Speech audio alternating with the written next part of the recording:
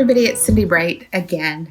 I am talking today about prosperity equals profits. You know, my years and years of spending inside of corporate America, I got to watch repeatedly the problem or the challenge that the C-suite, the executives had to deal with around shareholder responsibility on earnings and profitability for their business and dealing with diversity in the workplace. Now, let's just be honest. Diversity has never been a priority for organizations, and you can see that now. I can see that very clearly even as a consultant now because no one has budget. And so there's never been any investment made into people, into all people. And I can make a very, very compelling and strong argument that the investment into all people, which is not going to be easy in terms of the type of investment that is necessary, definitely monetary, but there's a whole lot more that is necessary to progress all people. I'm here to tell you, let's just statistics aside, every executive knows that now the McKinsey studies have come out. There's huge 35% double-digit financial outperformance for organizations, for leadership teams that are both gender and racially diverse. And what companies have done is have leaned on the gender side of diversity because it's easier and it's more comfortable for them to do. And so once again, the people who are prospering on the backs of brown and black people are white women. They are now the statistic around diversity progress. And they are the same people that are harming the brown and black people. So we got to come at this problem different. And we got to start to deal with what's below the surface with all of that. I have many other videos you'll be seeing where I talk about those sort of things. What's important for me to communicate now out to the world is that it is not an either or. You don't have to trade off profitability in order to have people. You do have to do a lot of things different. And you know, I am doing some work with, I think many people know I ran for public office in 2018. Was that an eye-opening experience? Because even though I am considered a Democrat, the Democratic Party has its own issues with race, and those are very public and people talk about them. But what is happening is I'm watching those leaders, at least here in Washington State, tackle what this all means. I see them tackling it more than I do seeing organizations tackle it. Now, granted, I'm not in every single organization, so that may not be a fair statement. I've seen tons of emails that have come through, Black Lives Matter, and everybody wanted to stay up with the fad, but it faded pretty quick because I haven't received any follow-up emails or advertisement around what these companies who advertise that this matter to them. I don't see it happening.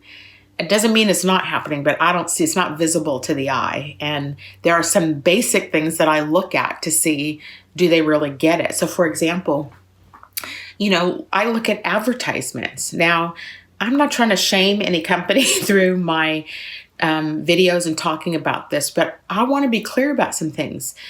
I'm a customer, as well as many other brown and black people, of some of these organizations that have said Black Lives Matter, such as a Nordstrom.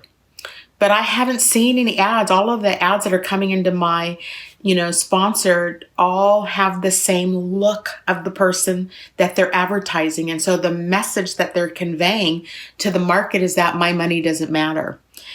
You, Nordstrom, and I'm not calling you out, I'm just saying to you, you guys have to do some things different, as do many companies who are saying this. Now, this is a movement, not a moment. There is a movement happening where business is being redirected and brown and black communities are doing other things creatively to keep our dollars away from people who won't have us. There's that phrase that says, if you can't have our money if you won't have us. But I do believe fundamentally there's a way that both win. And there's no shame in making money. Nobody's judging you over money. What I am going to say is what I am judging you and giving criticism is that you're not equitably providing opportunity for capitalism for brown and black people. So capitalism in this country is racial capitalism. It is not garnered towards brown and black people. And yet here you are saying Black Lives Matter. So there's a way that this can be done, because all people, when there is an investment made into everybody, when everybody prospers, the profits, they soar. And for the life of me, when you look at data that shows what this can do, and I believe some of you are honestly trying to make a change, you're uncomfortable with what it takes to change. And so the competencies needed for today's leader, I'm just going to say this directly, as I always do. The people that you have in leadership roles who are not equipped to address what's going on right now is problem number one. Problem number one is you got to get the right folks in, and you're like, well, Cindy, that's the $1 million problem. Like, we've been trying. You're trying to handle it through a recruiting mechanism. Recruiting brown or black people, we all look at what you represent outside of your standard jargon that we matter, but then we don't see any other activity happen. What message do you think that conveys to people like me? Where do you think we direct our dollars? What do you think we say about you? There are solutions. I have a lot of ideas about how to do that. I'm actually watching in the political party, I'm watching some things that are being done that are going to progress our state, Washington State, even further. And if every executive, look, I'm in the Pacific Northwest, we are the home of many major companies here. Every CEO should be listening to me, Cindy Bright, talking about these issues, because you're in for it. The fact that we have now elected several more black women into our state legislature. The way that things have been done in the past is not going to hold water politically and for brown and black people. So I'm just saying to you that I'm not one of these people who says it's either or.